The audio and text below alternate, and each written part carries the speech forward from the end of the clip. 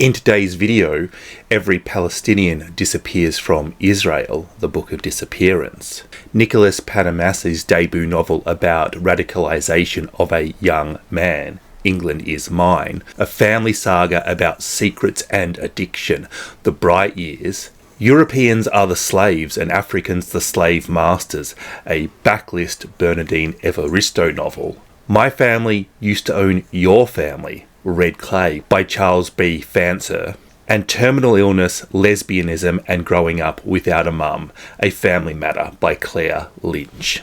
Hello and welcome to Gunpowder Fiction and Plot. My name is Scott. If you're new here, this is a channel where I will review books, primarily new release books with an eye on books from a diverse range of perspectives and locations. Also, like this video. It's like giving me a tip, but you don't need to consider the cost of living crisis. Also, if you're one of those lucky people who can actually see the hype button that the YouTube gods tell me exists, hitting that would help this channel a lot. But then again, that's what the YouTube gods are telling me, and they're telling me that I should be able to see that hype button, which clearly is not there. So maybe it's a scam that I've fallen for. Just 6 books to get through today, but I promise you, some of these books are going straight on your TBR's hips.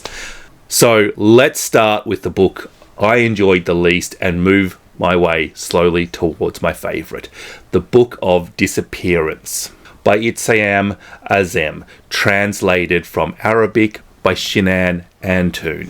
What if every Palestinian living on the West Bank just disappeared?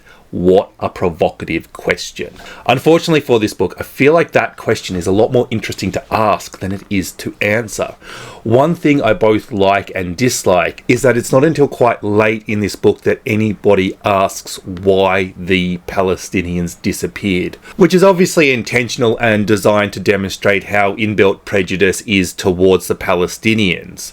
But if all the insert any group of people disappeared for no reason, with no clues from any of our neighbourhoods, what do you think you would be feeling? I mean, me personally, it's fear. Fear that I would be the next group to be disappeared. If it is the government disappearing people, that's scary. If it's some supernatural thing, that's also scary. If it is a Palestinian conspiracy, again, that's pretty scary if you're a Jewish Israeli.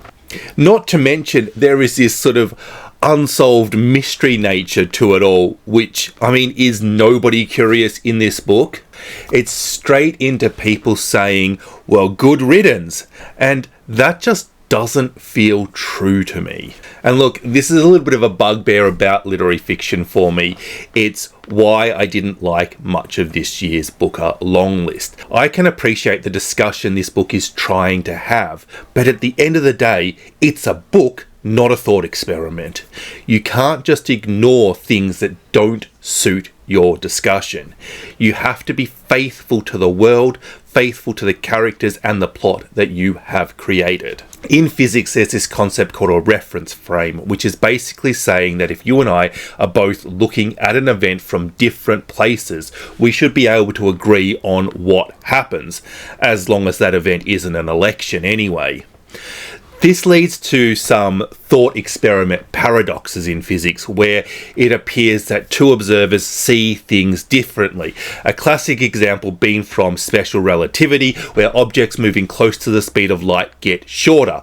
So a pole twice the length of a shed could theoretically fit inside the shed as long as it was moving close enough to the speed of light, which is fine, except some weird filming agency with this stupid camera on wheels moving at close to the speed of light with the pole is going to see that the shed is actually shrinking instead of the pole, which in turn means the shed is getting smaller and the pole sticks out of the shed by some much larger distance. Now, having spent years learning all this complex maths and stuff, most students of special relativity have some sort of conniption when they're faced with this paradox and never consider that a pole moving at close to the speed of light is going to very gently fuck up a shed completely.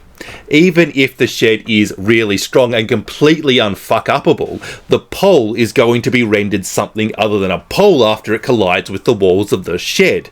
If we're going to pretend that both the shed and the poles are made from some version of Clark Kent, then we need to consider that when the front of the pole smacks into the shed, the back of the pole doesn't actually know what the front of the pole is doing until some time later, allowing the back of the pole to keep moving while the front of the pole stands still, which is a really complicated relativistic way of saying the pole compresses and it can fit into the shed regardless of your reference frame. Now, why am I talking about Einstein's theory on a book review channel? Talking about poles moving at the speed of light to fit them into a shed is nothing more than idea masturbation if you don't discuss it without the considerations of the realities of the situation, such as that pole-shaped hole that will be left in the shed, or the idea that moving a pole at close to the speed of the light in the first place is damn stupid. And discussing the West Bank sans Palestinians without anybody trying to figure out what happens to them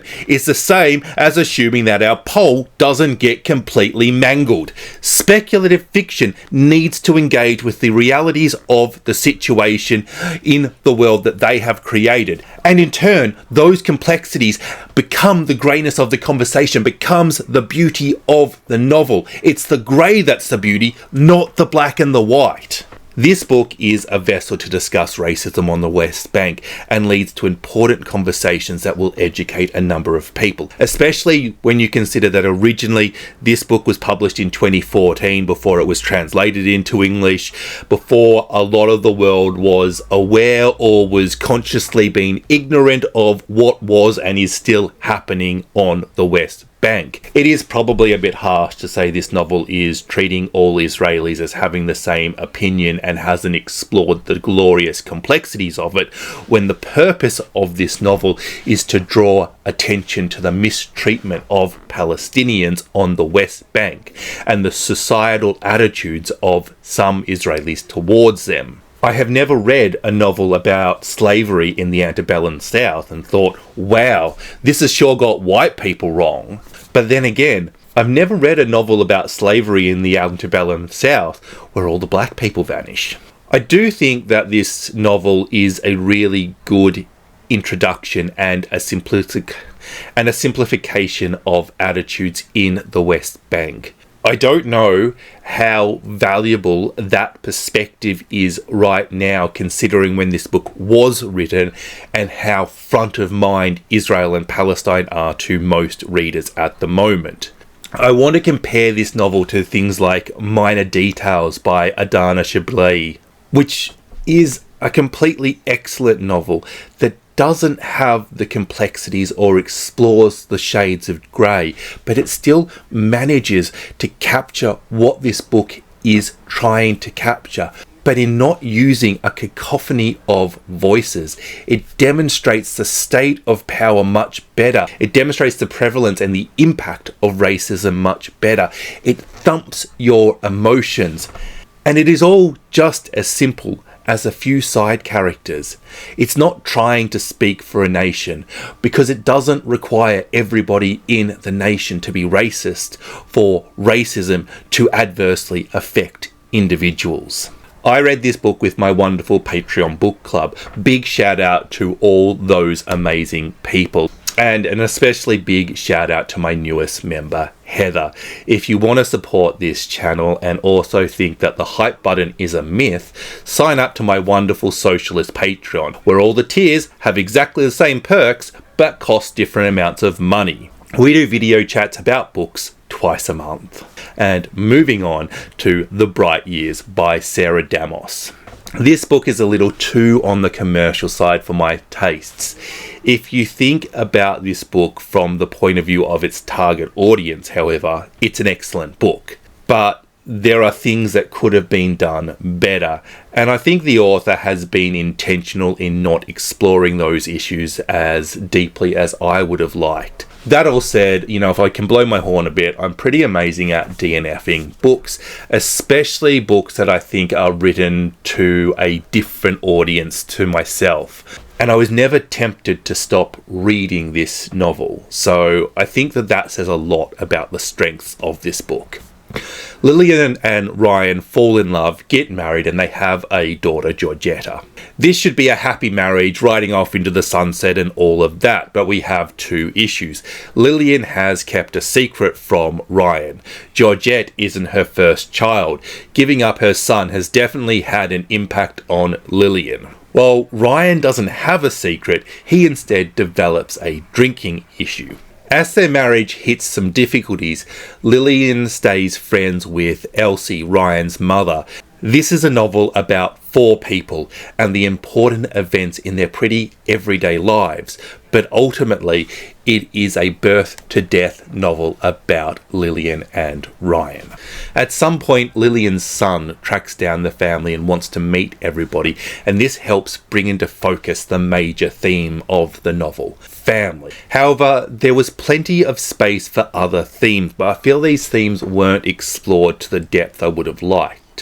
When you have an alcoholic character, exploring addiction is just something I expect. And instead, it feels like this was included to push the plot into certain places. It is not completely not explored, however, it's just surface level explored. Sadly, however, this is not the only example. Lillian giving up her son, or that friendship that Elsie and Lillian have, these are other examples of themes I would have liked to explore a bit more. And there were some truly cringy lines in this novel. There was one particular line about oral sex and I hope I tasted like paradise. And I wanted to jump into this book and say, babe, I don't care what the internet says, you don't taste like paradise. If oral sex tasted like paradise, Michelin star chefs would be finding a way to add it to their menu. Today's mashed potato will be seasoned with black truffles and human face sex. You probably just tasted a bit salty, but as long as you washed beforehand and didn't break wind during, you're probably fine. If you want to taste like paradise, spray your bits with a bit of edible chocolate. Look, if this was about insecurity, I do get it. Nobody wants a hot dog or a taco that tastes like feet. But this was sort of written as a giving act, as an expression of love, and I wanted to vomit. It was just wrong. Like, if it's about connection, just talk about cuddling afterwards. The strongest element of this novel is, however, the characters, who were really endearing, even when I disagreed with them on their actions, even when they compared their vaginas to paradise. I did invest them, I forgave their flaws, I didn't hate them because they said stupid things, I laughed at them, I liked them for it. And I think ultimately it is the character construction that is the reason I finished this book. If you can make me care about the characters, there's not a lot else you really need to do to have me enjoy a book. Good characters make a good book. I'd prefer everything to be good, but that is the basics that I need. Blonde Roots by Bernardine Evaristo. This is a novel about a slave kidnapped from their home and taken to a far-off land. They dream of returning home and escaping their bondage and their horrible treatment. Except that Doris, the slave in question, is European, and that the land she was enslaved to is somewhere in Africa. I am a big Bernardine Evaristo fan. I think she is such an amazing author. For me, she is probably one of the top 5 authors writing today. So I hope that ranking gives this next statement some perspective. This is comfortably her worst novel. I still rate it. It's still a very powerful read and one that taught me something about myself. I've read a lot of novels about slaves and their struggles. I've always been horrified by them. I don't consider myself a racist at all, although I try to remain open to learning and improving on these subjects. I didn't think switching from a black slave to a white slave protagonist would make a difference to me, but yet it did. And that was really shocking to me. And then as I kept reading this, I realised why I was so much more emotionally connected to Doris than I was to other characters in other books. And it was the setting. Now, I think this is the genius of Evaristo. She knows when reading about slave narratives, we're usually very comfortable with the settings. We usually understand the language. We know the rules of society. Sure, there are a few differences between those societies and us now, but it's basically the same society, except now our horses are electric and we have the internet.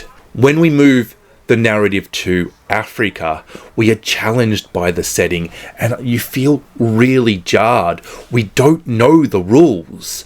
We don't know what direction she needs to run off in. A lot of the ways slaves get and got treated are absolute abominations. So much so that no reasonable person can ever read a book where, say, somebody gets whipped to death and ever think, well, that's normal or justified. We read that and we just go, well, that is horrible. That is an abomination. But being confused by the language, not knowing the local customs, having your name changed to something you can't pronounce, these are all things that are true for black slaves, but they're things that we struggle to feel because we know the customs when we're reading. We can pronounce their names. We are not confused by the language. We just don't intuitively get this stuff. And that was what Bernardine Evaristo was able to communicate by changing that setting. After all, at a very, very basic level, it is easier to empathise with somebody who speaks English learning Yoruba than it is to empathise with somebody who speaks Yoruba learning English. This is quite a plotty novel, and I think slightly too much so. It's not at all challenging to follow. It is a white slave getting captured and then trying to escape. But I do feel that there was quite a lot of events in this book to be summarised so quickly. And probably most surprising for a Bernardine Evaristo novel is that I thought the character work was a little bit lacking, a little bit rushed. I think Evaristo needed to cut out some of the plot and find events that coloured her characters a little bit more. And again, I think this is about target audience. I think Evaristo is not trying to write the sort of fiction we associate with her when we read Girl, Woman, Other or Mr. Loverman. This is much more a sort of historical fiction adventure sort of novel. It's definitely more commercial in its aim, and it's meant to be more exciting and less emotional. Yet the way Bernardine Evaristo writes still leaves me a little bit confused by the audience. You know, I feel like you can take the brilliant literary fiction author out of literary fiction, but you can't take the literary fiction out of the brilliant literary fiction author. So while she's trying to write something else, she's slipping back into that narrative, which lacks a little bit of focus. What was she actually intending to do? Overall, I still think that this is a terrific novel. My criticisms are in comparison to Evaristo's other works and not in comparison to the average novel. I still think this is an incredibly good book. However, I always go into an Evaristo novel with incredibly high expectations, and in this case, they're about 80% met. Red Clay by Charles B. Fancher. What a fantastic plot this novel has. 1943 Alabama. An old white woman turns up at a funeral of a former black slave, and does she have a story to tell? A lifetime ago, my family owned yours. Plot is definitely the strongest aspect of this novel, but it is a character-led plot. You can't execute a plot like this without strong characters. Felix, our dead man, used to be Adelaide's pet slave, pampered and fed her generous castings at the breakfast table. What an excellent demonstration of the denial of humanity that slavery is, without having to resort to physical cruelty. Felix is, in all honesty, very lucky for the times. But he's seen as a doll, as a pet.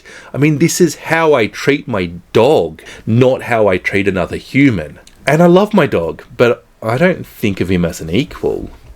Layered with that is the disconnect between the black and the white, or the slave and master point of view. How white people don't understand black people, and this is exaggerated by Adelaide being a child at the time. At the time of Adelaide's father's death, Felix keeps a secret for him. In return, he is willed some land. But what will happen when time comes for that will to be executed? Central to this issue of slavery is the issue of ownership. Usually the question is ownership of a person when you're talking about a slave novel. But in the case of Felix, we see a parallel between the theft of somebody's body and the theft of somebody's possession, or their land, or even, you could argue in this case, their future. This novel also explores the end of the Civil War, the freeing of the slaves, and the challenges of white slave owners' acceptance of a way of life and looking at a different future. There's a variety of different views of different characters here, without anybody being anything that I would imagine been fairly extreme for the time. A lot of the views of the white people have this very self-serving nature which sort of makes you understand where they're coming from. I think this is best demonstrated through Adelaide, who again was a child, making it so much harder to judge her, and also a really smart way of stopping you from hating a villain, allowing you to sort of connect with her later in the novel. That said, there are definitely one or two people who you don't like in this book. The way Charles B. Fancher explores his themes is really intelligent. He's looking at how people are disadvantaged by slavery, both at the time and then the future impact. He's finding ways of demonstrating that are simple but are absent from a lot of other slave novels. Again, if somebody is whipped to death, it is very easy to see that and see the emotions around that, and that can often make for a really emotionally impactful scene and great writing, but it can also overshadow the little things. It can also mean that that is all we see. If writing a book were cooking a great soup, then what Fancher has done perfectly is balance all the ingredients spot on so that nothing dominates. And while this is fantastic writing, I think maybe the book lacks that hero moment that has the potential to really elevate it to the exceptional level. There are so many timelines in this novel, but it doesn't at all feel messy or confusing. That is strong writing. Authors that can let their timelines be a jumble and an absolute mess without letting the readers get lost, that's good. It allows for the curation of information. It allows us to learn things when best suits the storytelling. And 100%, if this book were rearranged and told chronologically, it would be a shadow of the book that it is now. I have only seen people say that this book is either good or excellent, and I'm sticking it in the very good camp. I don't have any real criticism for this book. I really enjoyed reading it. I think it's very successful literary fiction, very successful commercial fiction, or a very successful book club novel. I think it's doing all those things spot on. I do, however, read a lot of books. I do read a lot of very, very good books because I get through so many. And I do look for that X factor to separate books from other books of similar quality. And that is what this book is missing. It's a good book, but it is slightly on the safe side. Probably what I am most shocked to learn about this novel is that it's a debut novel. This book has the feeling of, somebody who you've discovered is absolutely amazing, and then you're going back and you're reading their backlist and you go, oh, yeah, it's all well polished. The crafting of this book is excellent, and I hope that this is the first of many books, because I definitely think that this is an author with so much talent, and it would be very safe to pick up any of his future novels. Every future book is either going to be good or it's going to be excellent. You're just waiting for him to break good and hit you with something exceptional that makes you remember him for generations. England is Mine by Nicolas Padamsee. David loves his music. His hero is Carl Williams.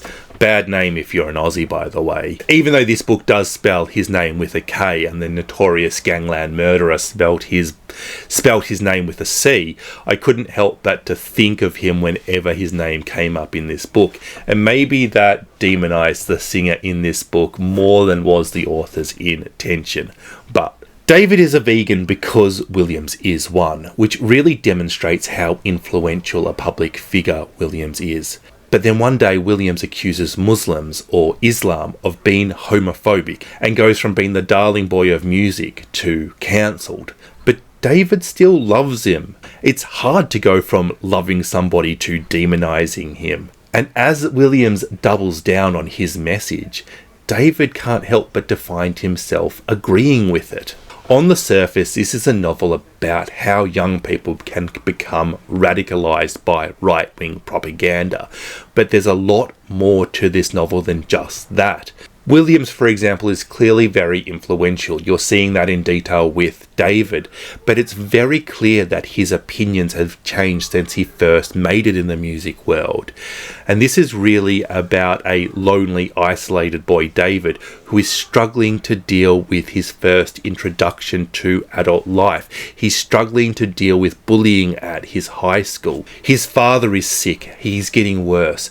And all he wants to do is watch reruns of Only Fools and Horses while eating takeaway. Seeing as they're separated, the decline of his father's health is not something David feels he can talk to his mother about, as she's scared that she might judge his father. As the novel progresses, David starts to feel like his dad's health issues are linked to his struggling small business.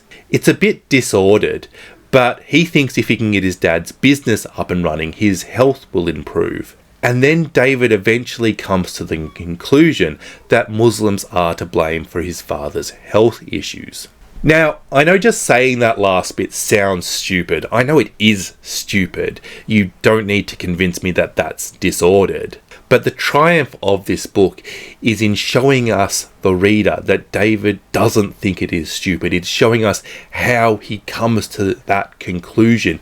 It's showing us the boiling of the frog, and it's really intelligently written. And there is one thing I haven't yet mentioned. David's mother is from Iran. He is a Muslim himself. Because showing us how these men fall for these conspiracies isn't hard enough. Instead, Nicolas Padamsee wants to make it hard for himself. It's not the "I can't be racist, I have black friends" line. It's the "I can't be racist, I'm not white" line. What I think is spectacular is that David joins an online group of white supremacists. He wants to join the group. He believes in what they stand for, but he's worried about his skin colour. It's just so wacky that we have this situation that is so completely absurd, and yet it is so realistic. And it is the word Aryan that David clings to, the Irani root of that word and his root. It is the building of disordered and selective thinking, the dumping of anything that David doesn't agree with, and the accepting of the facts that he likes. It is showing us this intelligent man who is incapable of stepping aside from his beliefs. And then there's the plot of this novel. Because the brilliant characters and themes are just not enough. Some authors like to show off and prove they can write an engaging and suspenseful plot at the same time.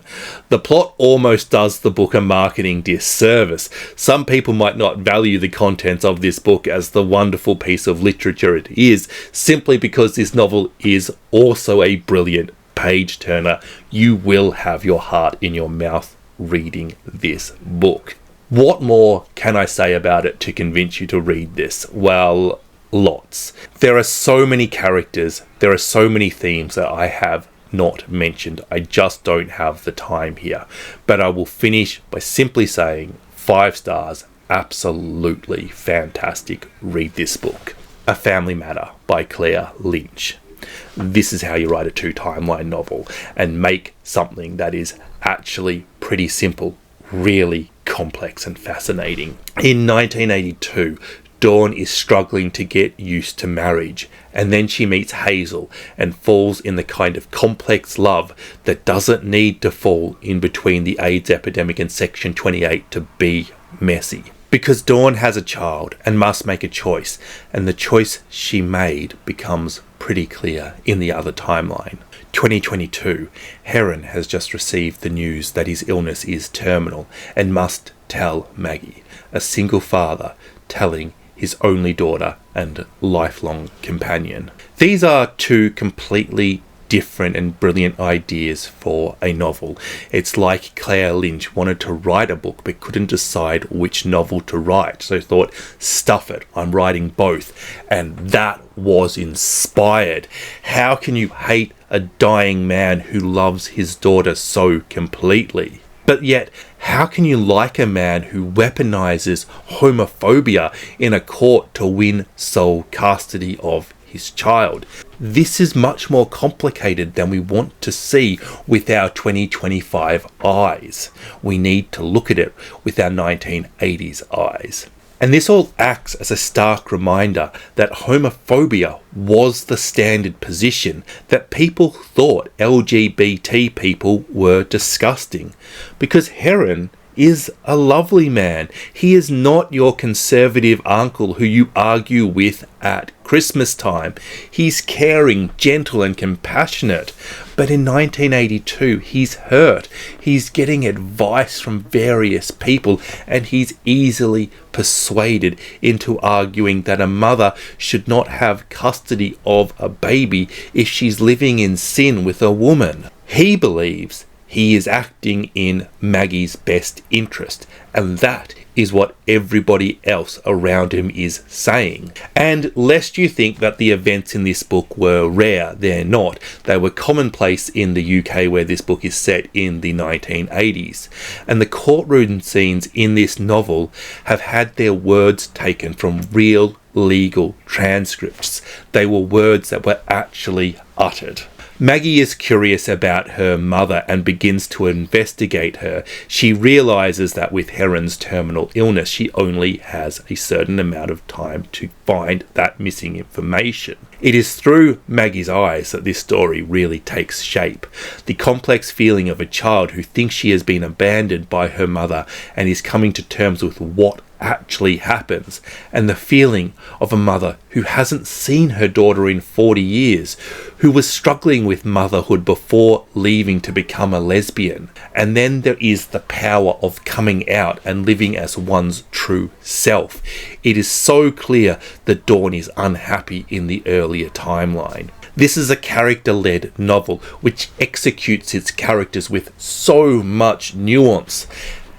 Heron had to be created perfectly. His actions make it so easy for readers to misinterpret him.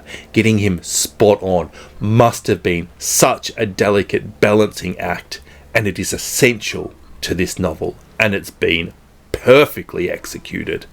And unless you are some kind of dead inside monster, the plot will make you cry. But in my defense, I'm pretty sure I'm a dead inside monster as a trauma response to living inside a capitalist society. There are big emotions all round in this one.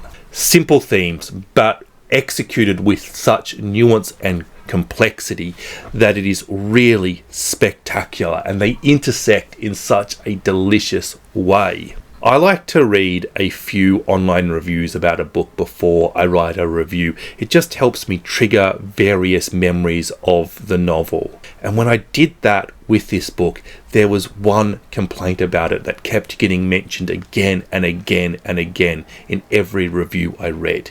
It wasn't long enough. And you know, if that isn't a sign of a good book, what is? War and Peace, go fuck yourself. I highly recommend this one. Thank you for watching. Don't forget to like and subscribe. Bye bye.